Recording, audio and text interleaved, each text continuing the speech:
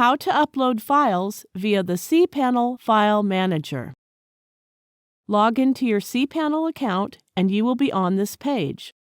Now go to the Files section and click File Manager. There is a list of file directories. You can select one of the directories to save your files. For example, click Public HTML to open it in the adjoining window.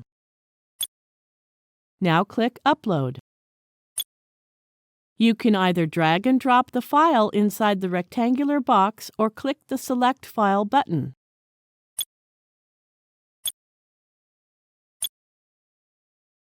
That's it. We have successfully uploaded the file using cPanel File Manager.